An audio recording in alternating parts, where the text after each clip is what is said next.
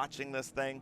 This is going to be a great race. I have to also mention my Group 1 friends that are out there. The Scott and Rick Frazier were first and second yesterday, and Rick Frazier, let's see if he can hold it from his son there. His son is in the Kermit the Frog Eye Sprite, but then Newcomer was actually the winner. He's in that number 63 red Austin Healey, and he won our fast cooling shirt yesterday. Well, as you can see, the safety car peeling off now to allow these races to pass our commentary position. The green flag waves, and away they go for our first race in SVRA on the second day of the first meet of the year. It's Group 1, 2, 3, 4, and 5B, and away they go, and a great start by the little Lotus there at the front as they all jostle for position. Good start by the number 1, Travis Ian.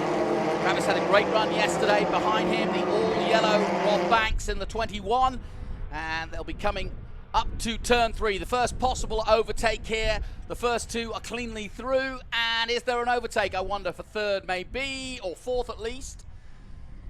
Yeah, it looks like Bowden was able to take John Nash.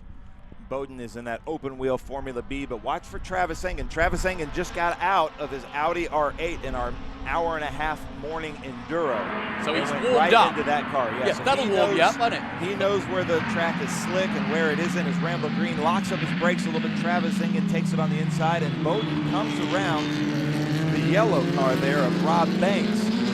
Look for Bowden to try to get ahead of these two Lotus 23Bs. Now, we talked about this yesterday, but let's bring it up again. Why the open wheeler in this particular category? Because everything else is pretty much sports car oriented. Yeah, we only have 2 of the Group 2 open wheelers, and we don't like to say no to anybody. We'd like to have a lot more. If we had about 10 or 15, they'd have their own run group.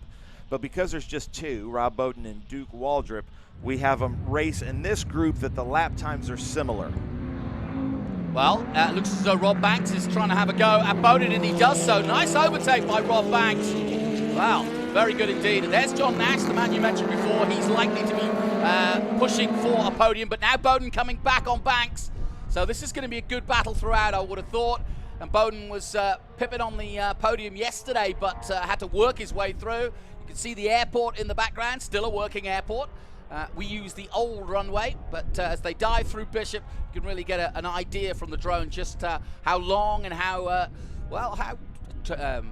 tough this circuit is and how technical it is, even though it's very flat. Down the Almond Straight, very long indeed. Took him 4 minutes in a golf cart. Well, it'll take them about 10 seconds here, but Engen starting to open up his lead now here at Sebring.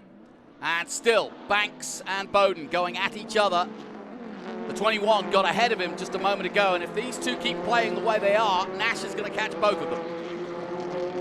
Yeah, and there's that Devon D Porsche right there. Cliff Murray, great car. But one of the shots I just saw there, Travis Engen, look at how much higher his car sits. He's the red 23B than Randall Green. Totally different setups. Travis Engen has a lot more experience on this track and knows how bumpy it is. So he's put his car up pretty high with GMT Racing. They set it up pretty high to take the corners. Randall Green has his low. We'll see whose setup has the advantage. We see Duke Waldrop go around turn